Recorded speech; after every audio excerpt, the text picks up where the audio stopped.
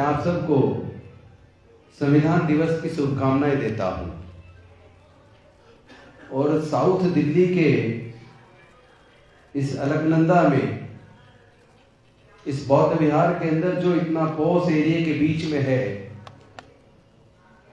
जहां सरकार के बड़े बड़े पदों से लोग रिटायर होके, क्योंकि नई नौकरियां तो लग नहीं रही, रिटायरों की संख्या बढ़ती जा रही है। जहां भी मैं पूरे देश में जाता हूं तो मैं देखता हूं हर जगह बुजुर्ग लोग सभाओं में ज्यादा आ रहे हैं और उसमें सरकारी नौकरियों के अच्छे अच्छे पदों से रिटायर हुए लोग बहुत बड़ी मात्रा में आते हैं।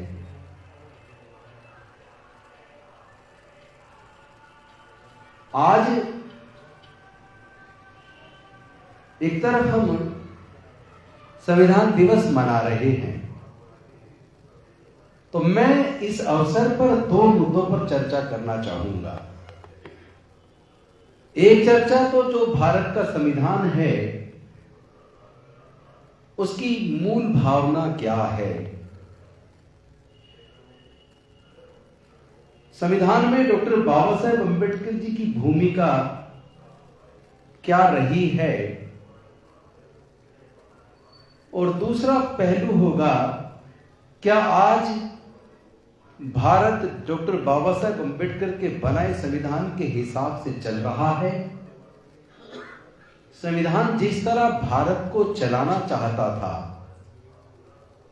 क्या भारत उस तरीके से चल रहा है? इन दो भागों में बांटकर मैं अपनी बात करना चाहता हूं।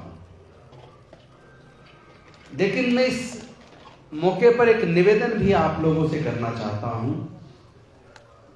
आप लोगों ने अभी मेरे नाम के नारे लगाए, कृपया आप किसी भी नेता के नाम के नारे मत लगाइए। तथागत बुद्ध डॉक्टर बाबा साहेब अम्बेडकर के नाम के हम बार बार नारे लगाएं, लेकिन किसी भी नेता के नारे न लगाएं, क्योंकि जब हम नेता के नारे लगाते हैं, नेताओं के गले में मालाएं डालते हैं, तो नेताओं की गर्दन अकड़ जाती है और उसके बाद वो समझते हैं हम बहुत बड़े हो गए। कई बार तो वो बाबा साहेब के बराबर या उनसे भी बड़ा अपने आप को मानने लग जाते हैं, और जब वो अपने आप को ज्यादा बड़ा मानने लगते हैं तो समाज कहीं पीछे छूट जाता है। हम लोग जो भी कुछ बन पाए हैं, जैसे यहां कुछ लोग चीफ इंजीनियर से रिटायर हुए, कुछ प्रोफेसर्स हैं, कुछ डॉक्टर्स हैं, अलग अलग अच्छी अच्छी पोस्ट से यहां पर लोग हैं। मैं पेशे से वकील रहा हूं और समाज के क्षेत्र में, धर्म के क्षेत्र में तो काम कर ही रहा हूं, राजनीति में भी हूं। लेकिन मैं ये जानता हूं मैं जो भी कुछ बन पाया, चाहे वो मैं एक वकील बन पाया हूं, चाहे मैं एमएलए बन पाया, चाहे मैं मंत्री बन पाया, ये केवल और केवल डॉक्टर बाबा साहेब अम्बेडकर जी के त्याग और बलिदान की वजह से बन पाया। वरना तो ये सच्चाई है कि हमारे व्यक्ति को कोई गांव का प्रधान भी नहीं बनने देगा। आज रिजर्वेशन खत्म कर दीजिए, कल हमारा आदमी न नौकरियों में आ पाएगा, न वो ग्राम प्रधान बन पाएगा, न वो निगम पार्षद बन पाएगा, न वो विधायक या सांसद बन पाएगा, न वो मंत्री बन पाएगा। क्योंकि अगर बहुत से लोग कहते हैं मैं जो कुछ बना हूं अपनी मेहनत से बना हूं, तो बताओ भाई, जब तक बाबा साहेब नहीं थे, जब तक उनका संविधान लागू नहीं हुआ, उससे पहले क्यों नहीं बन पाए? क्या उस वक्त हमारे बुजुर्गों में काबिलियत नहीं थी?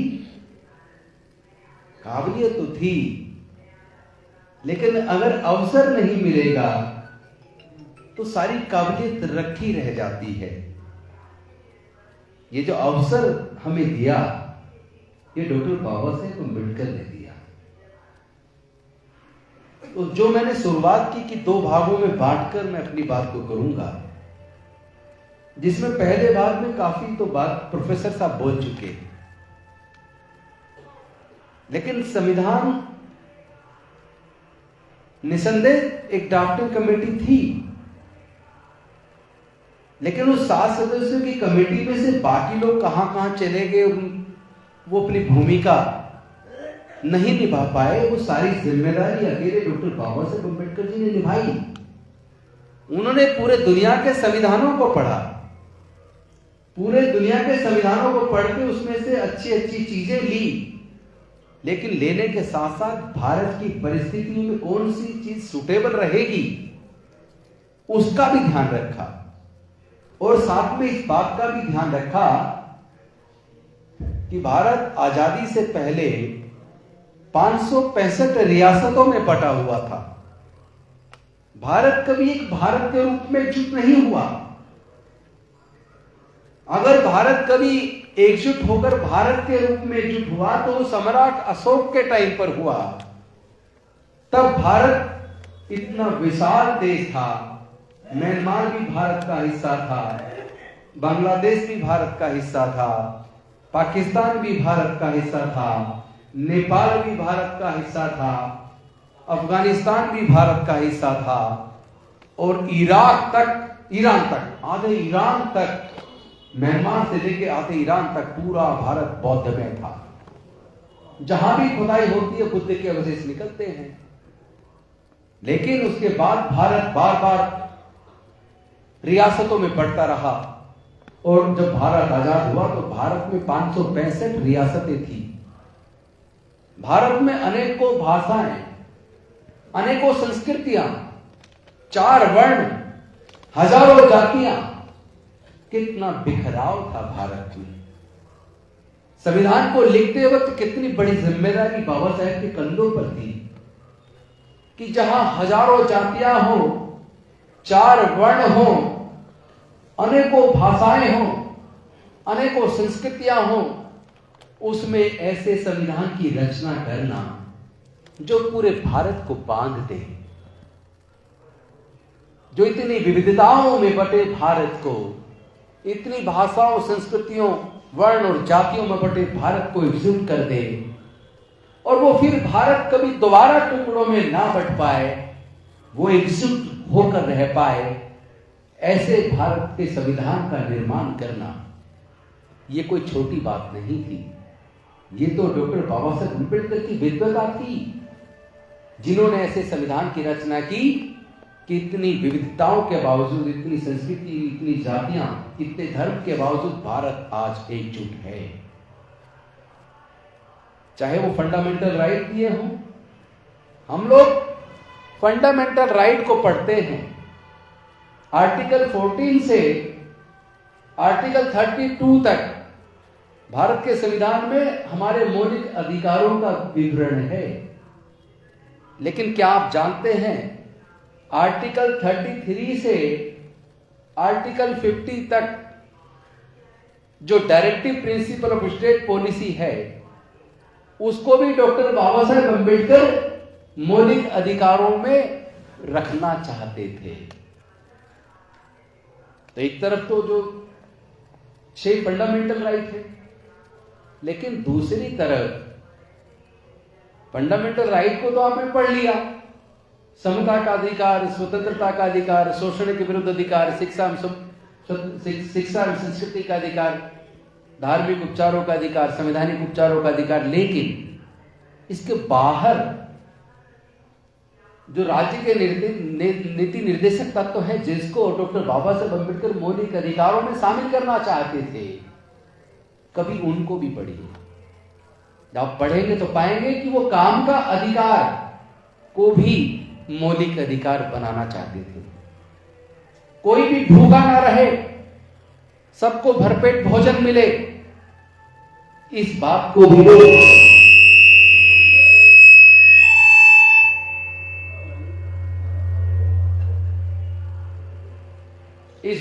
भी वो मौलिक अधिकारों में रखना चाहते थे। और इसके साथ साथ सबको क्वालिटी एजुकेशन मिले, सबको क्वालिटी हेल्थ सर्विस मिले और दोनों चीजें सरकारी खर्चे पर मिले, यानी राइट टू एजुकेशन जिसको फंडामेंटल एक तरह से राइट बना दिया, उसको उस पर शिक्षा के अधिकार को भी, शिक्षा क्वालिटी वाली शिक्षा, उसको भी वो मौलिक अधिकारों में रखना चाहते थे। यानी कि सबको सरकारी खर्चे पर quality education, quality health service, सबको एम्प्लॉयमेंट, सबको राशन, सबको काम, सबको सम्मान का जीवन, और देश के अंदर जितने प्राकृतिक संसाधन हैं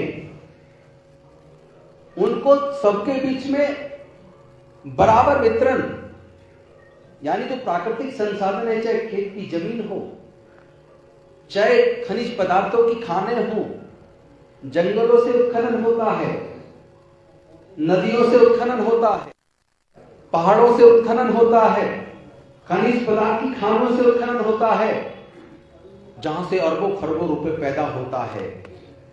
डॉक्टर बाबा साहेब अम्बेडकर का मानना था कि वो किसी के पेट से लेकर कोई पैदा नहीं हुआ।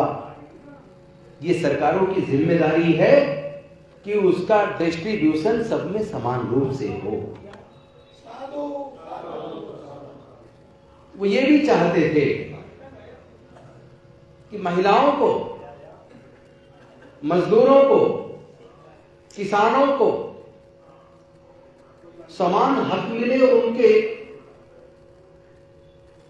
लिए सोशल सिक्योरिटी हो, उसको भी वो मौलिक अधिकारों में रखना चाहते थे। लेकिन संविधान सभा उस बात के लिए तैयार नहीं हुई, तो फिर उसको राज्य के लिए नीति निर्देशक तत्व में रखा कि आपके लिए निर्देश है कि राज्य सरकार और केंद्र सरकार देश के नागरिकों को ये सब देंगे, देना सुनिश्चित करेंगे। और ये केवल संविधान लिखा हुआ इसी को मत मान लीजिए कि बाबा साहब ने संविधान लिखा। इससे बड़ी काम क्या था वो मैं आपको बताता हूं। सोहनलाल शास्त्री जी काफी लंबे समय तक डॉक्टर बाबा साहब अम्बेडकर जी के साथ रहे। उन्होंने जो पुस्तक लिखी बाबा साहब के साथ मेरे 25 या 35 वर्ष, उसमें उन्होंने बताया कि डॉक्टर बाबा साहब अम्बेडकर घंटों पढ़ते थे। उसके बाद एक तरफ तो वो संविधान लिखते थे, लिखने के बाद वो संसद जाते थे और संविधान सभा के सामने एक एक आर्टिकल पर बड़े विस्तार से चर्चा होती थी। संविधान सभा के सदस्य कई प्रकार के प्रश्न पूछते थे। कई बार संविधान के सभा के सदस्य उनके विरोध में होते थे, लेकिन एक एक आर्टिकल की विस्तृत व्याख्या करके देश की परिस्थितियों के बारे में उनको बताकर और फिर एक एक सदस्य की क्वेरी को सेटिस्फाई करना, एक एक सदस्य को संतुष्ट करके उसको पारित करवाने के लिए उसको तैयार करना, सोचो कितना मुश्किल रहा होगा।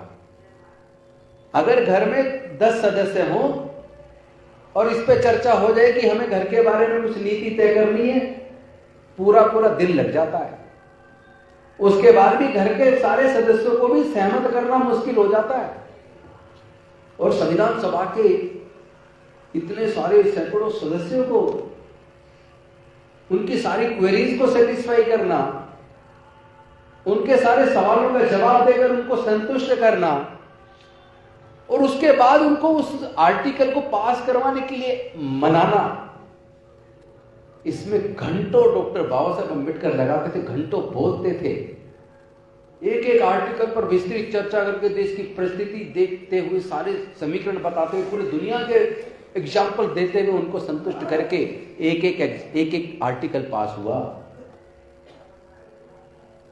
कितना समय लगा? 2 साल 11 महीने 18 दिन लगे संविधान को बनने में। वो इसलिए लगे कि एक चीज को लिखना, लिखने के बाद संविधान सभा के सामने रखना, कई बार संविधान सभा अलग अलग समिति के पास उसको चर्चा के लिए भेज देती थी। संविधान सभा की वो अलग अलग समितियां फिर उस पर अपने क्वेश्चन पुट करती थी। फिर वो क्वेश्चन डॉक्टर बाबा साहब अम्बेडकर के सामने आते थे, फिर पूरी संविधान सभा के सामने उन क्वेश्चंस का रिप्लाई करते थे और उनको संतुष्ट करके तब वो एक एक आर्टिकल पास होता था।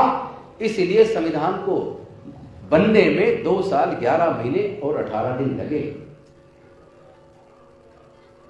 कितना बड़ा काम था और बड़ा आसानी से कोई आदमी, जैसा डॉक्टर साहब बोल रहे थे, वर्शिपिंग फॉल्स गॉड, मुझे लगता है कि ऐसे लोगों के बारे में तो चर्चा भी मत किया करो प्रोफेसर साहब। उनका इतना बड़ा कद नहीं है, उनकी जरूरत भी नहीं है। विरोध में भी चर्चा हो जाती है किसी छोटे से आदमी की। वो आदमी बहुत छोटा है तो बाबा साहब के बारे में अनाप शनाप किसी ने लिखा, उसकी चर्चा भी मत करना आज के बाद।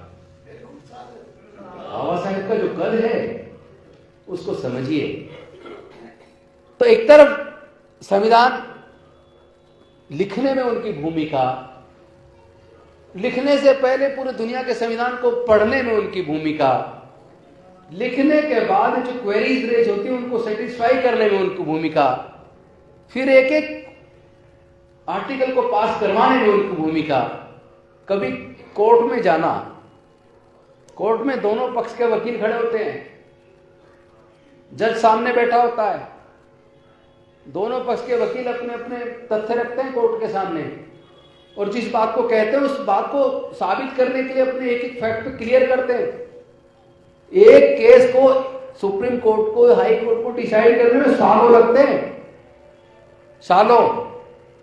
आप किसी केस में अपील में चले जाओ, कई साल, 5-5, 6-6 साल लग जाती हैं। और कितने वकील लगते, कितने जज लगते, सोच के देखो। डॉक्टर बाबा साहब अम्बेडकर तो अकेले आर्ग्यू करते थे, एक एक आर्टिकल पे कैसे उसको कन्विंस किया होगा इतने सैकड़ों लोगों को। कितनी बड़ी भूमिका, 18-18 घंटे पढ़ काम करते थे। सोना पूरा नहीं मिलता था, टाइम पर खाना नहीं मिलता था, इसीलिए मधुमेह की बीमारी हो गई। बीमारी में तड़पते हुए भी रात दिन काम करना, किसके लिए? लेकिन क्या हम उनकी उम्मीदों पर खड़े उतरे? जो वो अपने समाज के पढ़े लिखे लोगों से उम्मीद करते थे, क्या हमने वो करके दिखाया? इससे ज्यादा शर्म की बात क्या होगी? वो अकेले अपनी तर्क बुद्धि से, अपनी मेहनत से, अपनी काबिलियत से, अपनी कुर्बानी से उन्होंने 4-4 बच्चों को गंवा दिया। 4-4 बच्चे हम लोग के लिए कुर्बान कर दिए। जवानी में अपनी पत्नी को हमारे लिए कुर्बान कर दिया। लेकिन हमने क्या किया? उनकी कुर्बानी से जो कुछ हमें मिला, हम सारे पढ़े लिखे विद्वान लोग जज भी बन गए, डॉक्टर बन गए, इंजीनियर बन गए, कलेक्टर बन गए, साइंटिस्ट बन गए, प्रोफेसर बन गए, सब वकील बन गए। सब कुछ बनने के बावजूद वो जो कुछ देकर गए अकेले अपनी मेहनत से, हम सब लोग मिलकर उसको भी बचा कर नहीं रख पाए। 70% तो उनका दिया हुआ छिन गया, 30% बचा है। आप लोग नहीं जागे तो आने वाले 10 से 15 साल में ये 30% भी चला जाएगा। इसीलिए मैं पूरे देश में जा जाकर लोगों को जगाने का काम कर रहा हूं। आए दिन उत्पीड़न की घटनाएं बढ़ रही हैं। अगर संविधान ठीक से लागू हो जाता तो आज हमारे किसी युवा की मूंछ रखने पर हत्या ना होती। अगर भारत का संविधान ठीक से लागू हो जाता तो आज किसी की घड़ा छू लेने पर हत्या ना होती।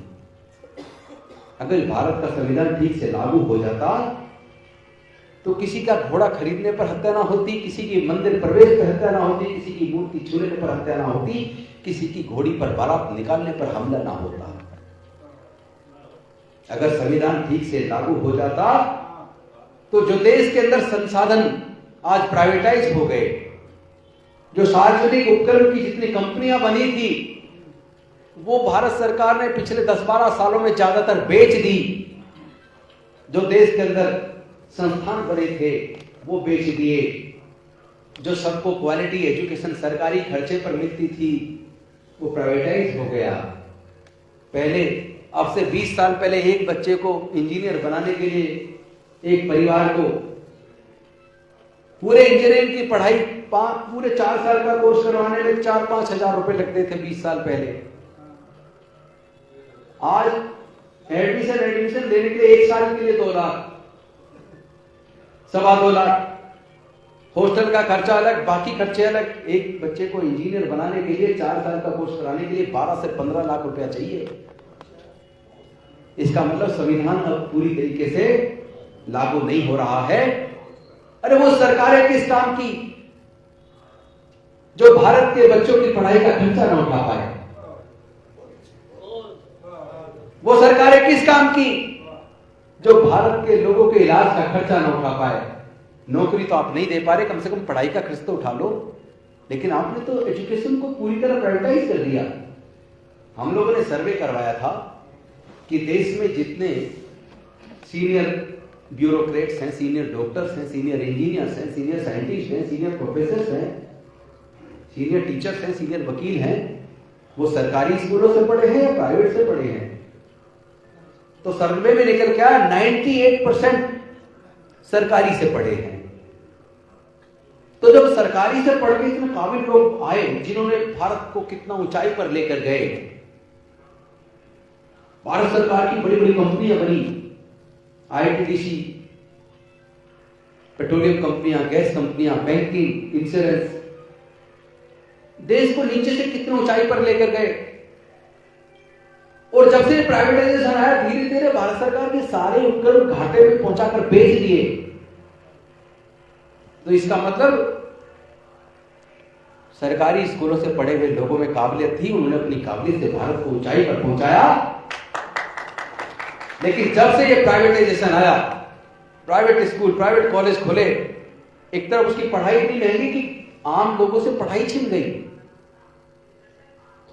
मध्यम दर्जे के प्राइवेट स्कूल में भी आपके पोते पोती पढ़ते होंगे। एक मध्यम दर्जे के पब्लिक स्कूल में साउथ दिल्ली के अंदर पढ़ाने के लिए एक बच्चे की फीस का खर्चा, किताबों का खर्चा, वर्दी का खर्चा, ट्यूशन का खर्चा, ट्रांसपोर्ट का खर्चा, सारे जोड़ ले जाए तो एक बच्चे की पढ़ाई पे कम से कम 10-15 हजार रुपए खर्चा है साउथ दिल्ली में। ज्यादा है तो दिल्ली के बारे में बात करूं, बाकी दिल्ली साउथ दिल्ली छोड़ के, तो एवरेज खर्चा कम से कम 8 से 10 हजार रुपए एक बच्चे की पढ़ाई पे खर्चे है। और हर घर में कम से कम 2 बच्चे, यानी 2 बच्चों को पढ़ाने के लिए केवल 20 हजार रुपए कम से कम चाहिए शहरों के अंदर भारत में। और भारत में तो अनुसूचित जाति जनजाति के 99.5% लोग ऐसे हैं जिनके पूरे परिवार की इनकम अगर जोड़ ले, 99.5% SC/ST के लोग अगर उनकी पूरी इनकम को जोड़ लें तो एक महीने की इनकम 5,000 से लेकर 20,000 रुपए के बीच में 99.5% SC/ST के परिवारों की इनकम है। इसका मतलब SC/ST के 99.5% लोग अपने बच्चों की पढ़ाई का, प्राइवेट एजुकेशन का खर्चा नहीं उठा पाएंगे, मजबूरी में सरकारें ही अपने बच्चों को पढ़ाएंगे। तो ये सब बाबा साहब के संविधान की देन थी कि पहले सब कुछ सरकारी खर्चे में पढ़ के लोग जज, engineer, doctor, collector, scientist, professor बन गए, ब्यूरोक्रेट बन गए। और जब से भारत के संविधान पे हमले शुरू हुए, जब से बाबा साहब के बनाए संविधान की मूल भावना के खिलाफ जाके प्राइवेटाइजेशन शुरू हुआ, क्योंकि डॉक्टर बाबा साहब अम्बेडकर हर चीज का राष्ट्रीयकरण करवाना चाहते थे। वो चाहते थे शिक्षा पर, स्वास्थ्य पर और प्राकृतिक संसाधनों पर पूरी तरह सरकार का नियंत्रण होना चाहिए, सरकार मालिक होनी चाहिए, सार्वजनिक कंपनियों का मालिक सरकार होनी चाहिए। लेकिन बाबा साहब के संविधान के उलट जब काम शुरू हुआ, संविधान की बार बार जब अमेंडमेंट शुरू हुआ, तो धीरे धीरे सब कुछ प्राइवेटाइज होता चला गया और भारत के अनुसूचित जाति जनजाति के लोगों से, मजदूरों से, किसानों से, पिछड़े वर्ग के लोगों से, अल्पसंख्यक लोगों से शिक्षा छीन गई। तो जैसा मैंने बताया कि 99.5% SC/ST के लोग की इनकम अगर हर महीने की देखी जाए तो पूरे परिवार की इनकम 5,000 रुपए से लेके 20,000 रुपए के बीच में ही निकलेगी। वो अपने बच्चों की प्राइवेट एजुकेशन का खर्चा नहीं उठा सकते। अब मैं अगर बात करूं OBC की, तो OBC के 95% लोग ऐसे हैं जिनके पूरे परिवार की इनकम महीने की जोड़ी जाए तो 5,000 रुपया से 20,000 के बीच निकलेगी 95% लोगों की। अगर अल्पसंख्यक की बात करूं तो 98% लोग ऐसे जिनके पूरे परिवार की इनकम जोड़ ली जाए तो वो 5,000 से 20,000 रुपए के बीच निकलेगी। और अगर जनरल कैटेगरी की बात करूं, जिसको मैं ओपन कैटेगरी बोलता हूं, तो उनके भी पूरी परिवार की इनकम अगर जोड़ ली जाए तो 90% जनरल कैटेगरी के लोगों की भी पूरे परिवार की इनकम एक महीने की 5,000 से 20,000 रुपए के बीच निकलेगी। इसका मतलब क्या? भारत के संविधान को बदलकर भारत की सरकारें केवल देश के 10% लोगों को, 5% लोगों को मजबूत करना चाहती हैं। उन्हीं के हाथों देश के सारे उपक्रम बेच दिए, सब कुछ प्राइवेटाइज कर दिया, प्राइवेट स्कूल खोलते जा रहे हैं, सरकारी स्कूल बंद करते जा रहे हैं। क्या भारत की सरकार और राज्य सरकारों को केवल 5 से 10% लोगों की चिंता है? देश के 90-95% लोगों की चिंता नहीं है? जिस तरह नफरत का वातावरण देश के अंदर बढ़ रहा है, जिस तरह नौकरियां खत्म होती जा रही है, क्या आपको लगता है डॉक्टर बाबा साहेब अम्बेडकर का संविधान अभी भी पूरी तरीके से लागू है? आज संविधान दिवस के अवसर पर इस बात पर चर्चा जरूर करनी चाहिए। कैसे, कौन से कारण हैं? एक समय था जब सरकारों ने प्राइवेट बैंकों का राष्ट्रीयकरण किया, इंश्योरेंस कंपनियों का राष्ट्रीयकरण किया, सार्वजनिक उपक्रम बढ़ाए, और एक समय अब आया कि सार्वजनिक उपक्रमों को प्राइवेटाइज किया जा रहा है। एक समय था गांव-गांव में स्कूल खुले, ये सरकार की नीति होती थी कि बच्चों को गांव के आसपास में स्कूल मिल जाए। और एक आज की सरकार है जिसने नई एजुकेशन पॉलिसी में बनाया है कि स्कूलों को मर्ज करो, जहां पे 3500 से कम बच्चे हो स्कूलों को मर्ज करके एक कर लो। यानी कि अब 20-20 गांव में, दूर दराज में जाओगे तो 20-20, 25-25 गांव में कहीं एक स्कूल होगा। मतलब चले थे गांव गांव में स्कूल पहुंचाने, भारत कहां आगे बढ़ रहा था और कहां कितना पीछे चला गया कि आज स्कूल मर्ज किए जा रहे हैं, बंद किए जा रहे हैं, प्राइवेट स्कूल खोले जा रहे हैं। पढ़ाई इतनी महंगी की जा रही है कि आम गरीब से, मजदूर से, किसान से पढ़ाई छीन जाए। ये लोग जो सरकार में बैठे केवल दलितों के, आदिवासियों के, पिछड़े वर्ग के खिलाफ नहीं है। ये लोग केवल मजदूरों और किसानों के खिलाफ नहीं है। ये लोग केवल पूंजीपति लोगों के फेवर में काम कर रहे हैं। धर्म के नाम पे लोगों को अंधा कर दिया है, धर्म की पट्टी लोगों के आंख पे बांध दी है। जो लोग जनरल कैटेगरी को, ओपन कैटेगरी के लोग जो इनका गुणगान करने में लगे हैं, कुछ दिनों के बाद उनके पास ना रोजगार बचेगा, ना वो अपने बच्चों को पढ़ा पाएंगे, वो भी बर्बादी के रास्ते पे चल पड़े हैं, उन्हें कोई बचाने वाला पैदा नहीं होगा। इससे अंदाजा लगा लीजिए, ये केवल जातिवादी नहीं है, ये तो इंसानियत के भी दुश्मन है। भारत का संविधान बचेगा तो देश बचेगा। बाबा साहब ने संविधान को ऐसे ही समय नहीं लगाया, इतनी विविधताओं के बीच भारत को कैसे जोड़कर बांध के रखना है, इसलिए ज्यादा समय लगाया। गरीब से गरीब, मजदूर से मजदूर, किसान के बच्चे भी आगे बढ़ पाए, इसलिए इतना समय लगाया। लेकिन आज संविधान खतरे में है। आज तो संवैधानिक संस्थाएं सब खत्म हो चुकी हैं। आज तो सर्वोच्च न्यायालय के जो निर्णय आते हैं, कई बार उसके अंदर भी न्याय नजर नहीं आता। ऐसा लगता है जैसे डर के साए में न्यायाधीश ने निर्णय दिया हो। जब संवैधानिक संस्थाएं नहीं बचेंगी, जब संविधान नहीं बचेगा, तो जो संविधान लोगों के अधिकारों को सुरक्षित करता है, वो लोग कैसे बचेंगे, लोग सुरक्षित कैसे रहेंगे? ये नफरत का माहौल, ये जाति और धर्म के नाम पे उन्माद, ये बढ़ते हुए दंगे भारत को एक अंधकार की खाई की तरफ ले जा रहे हैं। ऐसे में डॉक्टर बाबा साहेब अम्बेडकर की और उनके संविधान की प्रासंगिकता और भी ज्यादा बढ़ जाती है।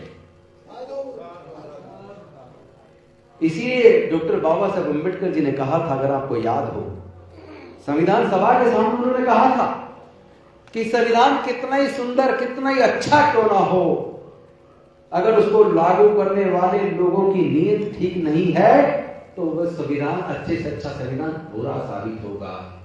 लेकिन अगर संविधान में कुछ छोटी मोटी कमजोरियां भी हो, लेकिन उसको लागू करने वाले लोगों की नीयत अच्छी हो, तो वो संविधान भी देश के लिए, मानवता के लिए कल्याणकारी साबित होगा, अच्छा साबित होगा। आज देश का संचालन करने वाले लोगों की नीयत अच्छी नहीं है, इसलिए ये इतना अच्छा संविधान होने के बावजूद ये उतना अच्छा साबित नहीं हो पा रहा, क्योंकि उसको जिस लेटर ऑफ स्पिरिट के साथ लागू करना चाहिए था, बाबा साहेब के बनाए संविधान को उसी मूल भावना के हिसाब से लागू करना चाहिए था, उसको लागू करने की बजाय उसके खिलाफ जाकर सरकारें काम कर रही हैं, संवैधानिक संस्थाएं दम तोड़ चुकी हैं, न्यायालयों में न्याय नजर नहीं आता है, तो देश बचेगा कैसे? इसीलिए मैं निवेदन करना चाहूंगा, संविधान दिवस के अवसर पर शुभकामनाएं तो देता हूं आप सबको, संविधान दिवस को आपकी बहुत बहुत शुभकामनाएं, लेकिन हमारी और आपकी सबकी जिम्मेदारी है संविधान को बचाने की, क्योंकि संविधान बचेगा तो देश बचेगा, देश बचेगा तो हम लोग बचेंगे। इन्हीं शब्दों के साथ मैं अपनी वाणी को विराम देता हूं। आपने इतने ध्यानपूर्वक, धैर्यपूर्वक मुझे सुना, इसके लिए मैं आप सबका आभार व्यक्त करता हूं। कहने को बहुत कुछ है, लेकिन संविधान सभा के अवसर पर मैं अपना भाषण संक्षिप्त रखना चाहता हूं। बाकी जो दुख दर्द, जो समस्याएं, जो परेशानियां हमारी हैं, उस पर चर्चा अलग से कभी आप रखेंगे तो मैं करूंगा। अभी मुझे आगे निकलना होगा, इसलिए मैं आपका आभार व्यक्त करते हुए धन्यवाद करता हूं। बहुत बहुत धन्यवाद। नमो बुद्धाय, जय भीम, जय भारत।